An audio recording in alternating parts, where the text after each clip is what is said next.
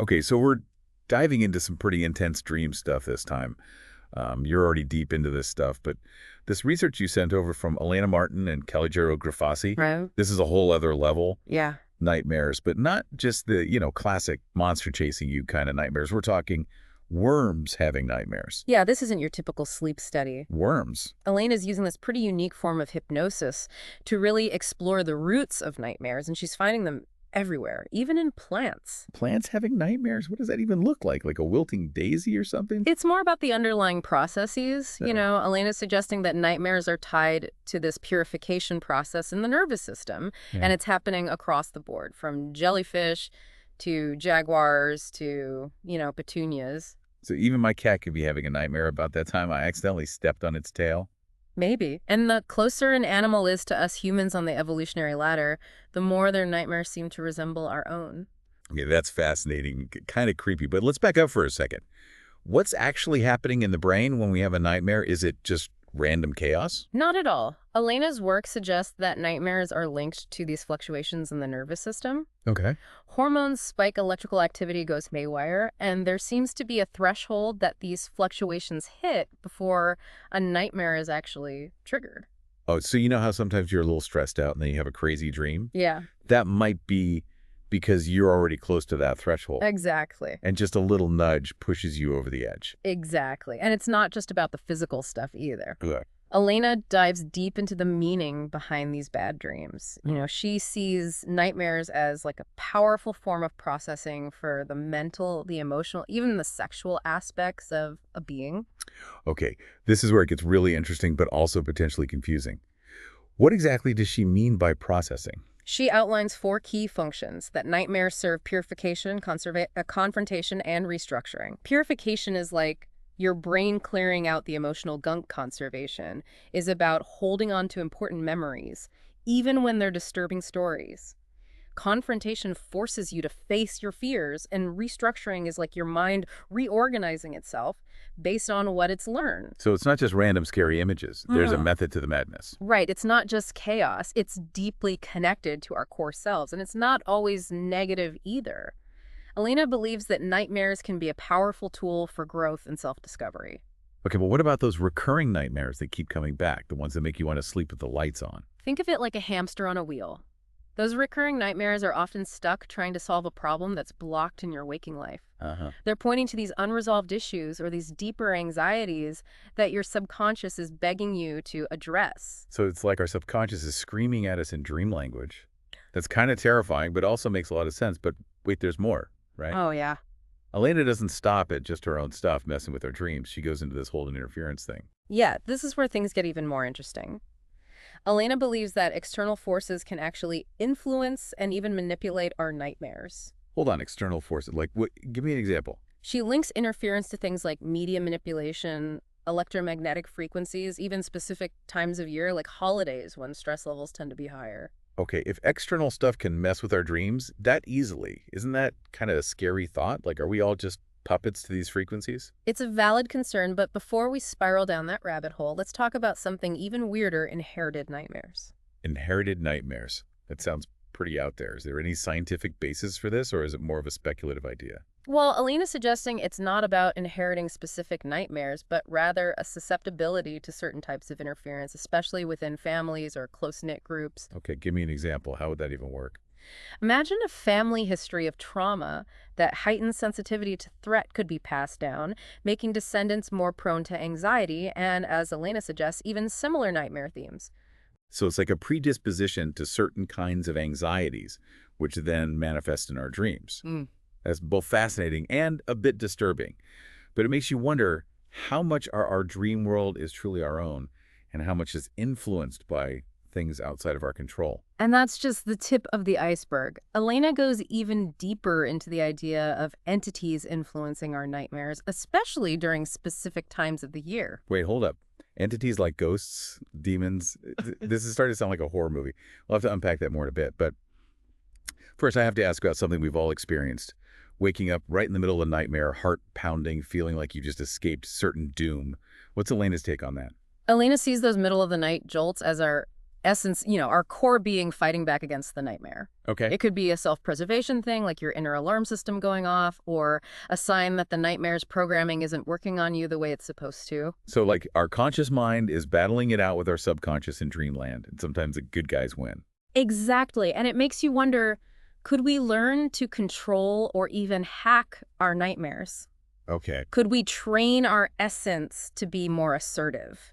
Okay, now that's a thought that's both empowering and a little terrifying.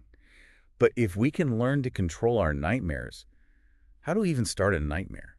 What does Elena suggest? It's all about understanding the language of our dreams and building up our defenses. Remember when we talked about those external interferences, the stuff that might be seeping into our subconscious without us even realizing it? Right, like the media, the electromagnetic frequencies, even just the stress of the holiday season. Exactly. Elena talks about creating these internal filters to kind of discern what's truly affecting us and what's just noise. Okay, but what does that actually mean? How do we build these internal filters?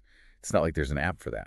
It starts with self-awareness. The more in tune you are with your own thoughts and feelings and reactions, the better equipped you are to recognize when something's off. So it's like building up your mental immune system. The stronger your sense of self, the less those outside influences can mess with your inner peace, even in your dreams. Exactly. And it's not just about blocking things out, it's about strengthening your inner core, your sense of self. Remember Elena's analogy of the hamster wheel? Those recurring nightmares that represent unresolved issues. Right. Maybe by addressing those issues, working through those anxieties and fears in our waking lives, we can weaken the hold they have on our subconscious. It's like taking away the hamster's wheel and giving it a nice cozy nest instead. Exactly.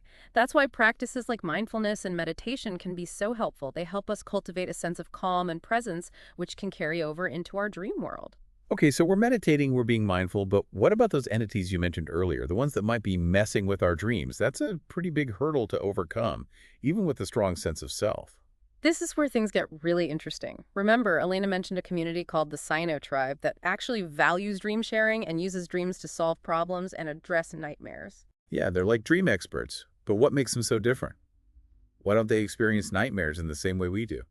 They don't even have a concept of nightmares because they don't seem to experience interference in the same way Elena suggests that their strong sense of community, their shared values and beliefs act as a kind of collective filter. So it's like their culture itself provides a kind of protection, a buffer against the negativity that can seep into our dreams. Right. It's like having a whole team of mental immune system boosters working together to keep the bad stuff out, and maybe that's something we can learn from them. So you're saying we should all join a dream tribe? I'm not sure I'm ready to give up my wifey and live in the jungle just yet. No, not necessarily, but maybe it's about cultivating that same sense of connection and shared purpose in our own lives. Maybe it's about surrounding ourselves with people who support our growth and well-being. So finding our own dream team, even if it's just a small group of friends or family members who we can trust and share our experiences with, that makes sense. But what about those times when the nightmares do break through, even with all our defenses in place? What do we do then? Elena emphasizes the importance of not just remembering our dreams, but truly understanding them, and that's where dream journaling comes in. It's not just woo-woo stuff, Elena says. It's like learning the language of your subconscious. You start spotting patterns, recurring symbols, and those give you clues about what your mind is really working on. So we're talking about more than just jotting down giant spider chasing me. We need to pay attention to the details, the emotions, the recurring themes. Right. It's like detective work for your subconscious, and the more you do it, the better you get at decoding those messages. Okay, that's actually pretty cool. It's like turning our nightmares into a puzzle to solve rather than something to be terrified of. But let's go back to those entities for a second. Yeah. I'm still a little freaked out by that whole concept. It is unsettling, isn't it? But remember, Elena observed that even those entities are being affected by the current shifts in the planet's magnetic field. They're struggling to adapt even more so than humans. Oh, right. She said they're having a harder time than us, which is kind of strange comfort. It suggests that their ability to interfere might be weakening, and that's a hopeful thought, isn't it? Maybe as we become more aware of these forces and learn to protect ourselves, their influence will continue to diminish. It's like a cosmic power shift is happening. We're waking up to our own power and reclaiming our rightful place as masters of our own minds and dreams. Okay, that's a much better image than being puppets to some shadowy dream entity. But speaking of things that can influence our dreams, Lena mentioned something about specific times of year being particularly susceptible to interference, like Holidays, for example. Yes, she noticed that periods of heightened stress and emotional intensity can make us more vulnerable to outside influences, and holidays are definitely prime time for that. So basically, the holiday season is like an all-you-can-eat buffet for dream demons. That's not very festive. Well, maybe not quite that dramatic, but it does highlight the importance of self-care, especially during times of stress. We need to nourish ourselves physically, emotionally, and spiritually to strengthen our resilience and protect our inner peace. So along with the holiday cookies and eggnog, we need a healthy dose of self-awareness and boundary setting. Exactly. And maybe a dream journal to track any recurring themes or patterns that might emerge during these vulnerable times. Okay, I'm adding dream journal to my holiday shopping list right now. But back to the question of specific types of interference, Elena mentioned several things, including electromagnetic frequencies, media, even certain medications. It seems like everything is potentially messing with our dreams. Right. And remember, she pointed out that even things we might consider harmless, like a streetlight shining into our bedroom window, can act as interference. So it's not just about avoiding obviously negative things. It's about becoming more aware of the subtle ways our environment can impact our energy and our dreams. Exactly. And it's about developing the discernment to recognize what's truly nourishing and what's depleting our energy. We need to become energy detectives, carefully curating what we let into our mental and physical space. Okay, I'm on board with becoming an energy detective, but this is a lot to process. We've covered so much ground already, from worms having nightmares to inherited dream interference to dream tribes and energy detectives. Where do we even begin to apply all of this in our daily lives? That's a great question, and it's important to acknowledge that we're talking about a pretty massive shift in how we understand dreams and the nature of consciousness itself. It can feel overwhelming. It definitely is. Right. But you're right, just starting to think about these things, to become aware of these possibilities is a huge step. Exactly, and even small changes can make a big difference. Let's take a moment to recap some of the key takeaways from Elena's research and brainstorm some practical tips for cultivating what we might call dream resilience. Dream resilience. I love that. Let's do it. Okay, so we're talking dream resilience, how to basically level up our dream game. Where do we even start? Well, remember, one of Elena's most basic points, the connection between our waking life and our dream world, is huge. You know, stress and anxiety during the day, it's going to show up in your dreams. Right. It's like our subconscious is a mirror reflecting back all the stuff we haven't dealt with. So Yeah. step one is basically chill out, more easier said than done. Easier said than done for sure, but it's about prioritizing those things that make you feel grounded and centered, mindfulness, meditation, spending time in nature, all that good stuff. So basically all the things we should be doing anyway, but now we have like an extra incentive because it might actually improve our dreams. Sign me up. And don't forget the physical basics. Elena even found that something as simple as dehydration can lead to more vivid and disturbing dreams. Oh, right. She mentioned that people in hotter climates might have more nightmares just because they're not as hydrated, so we need to drink more water. Ugh. I can handle that. It's a great start, and what we eat matters too. Heavy processed foods can mess with our sleep and make those nightmares more likely. So maybe skip the late-night pizza binge noted. It all comes back to those conscious choices that support both our physical and mental well-being. All right, so we're taking care of our bodies, managing stress, becoming more aware of our surroundings, even the streetlights. What else can we do to build up that dream resilience? Remember the Sino tribe and their whole dream sharing thing? It wasn't just about community, it was about actively working with their dreams. And one of their key practices was dream journaling. You know how everyone says to keep a dream journal, it's not just woo-woo stuff. Elena says it's like learning the language of your subconscious. You start spotting patterns, recurring symbols, and those give you clues about what your mind is really working on. Exactly. It helps you decode those messages and understand what your subconscious is trying to tell you. So we're talking about more than just jotting down scary clown chasing me. We need to pay attention to the details, the emotions, the recurring themes. It becomes like detective work. The more you do it, the better you get at recognizing the patterns and symbols that are unique to your dream world. All right, I'm sold on the dream journal, but what about those times when we wake up from a nightmare feeling totally freaked out? Is there anything we can do in that moment besides turn on all the lights? Elena suggests a few things. First, just acknowledge the fear. Don't try to push it away. Breathe deeply and let yourself feel the emotions. Okay, so it's like we're giving ourselves permission to be scared. Exactly. And once you've done that, try to reframe the experience. Remember that nightmares are just stories our subconscious is telling us they're not real in the conventional sense. So it's like watching a horror movie. Yeah.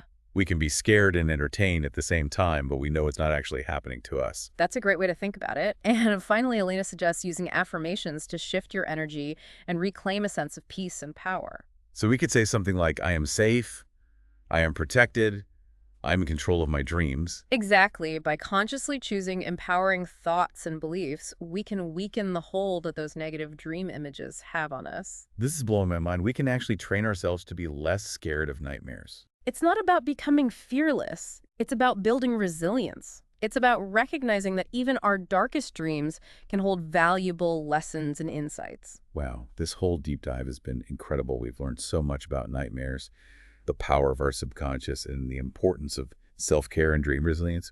What stood out to you? What do you be thinking about later? You know, for me, it's the reminder that we're not alone in this race. Elena's research points to all these forces, both inside us and around us, that can influence our dreams. But ultimately, we have the power to choose how we respond to those experiences and how we create a sense of peace, even in our dreams. How about you? What really hits home for me is that nightmares, as scary as they can be, are ultimately trying to help us. They're like messages from our subconscious, pointing out what we need to heal the patterns we need, to change the lessons we need to learn. It's a powerful reminder that even in our darkest moments, there's always a chance for growth and transformation. Beautifully said, and maybe that's the biggest takeaway from this deep dive.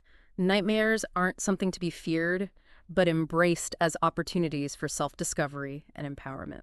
So to everyone listening, the next time you wake up from a nightmare, take a deep breath, grab your dream journal, and ask yourself, what is this dream trying to teach me? What message is my subconscious sending you? You might be surprised by what you discover. And remember, you're not alone in this. We're all in this journey of exploration together. Sweet dreams, everyone.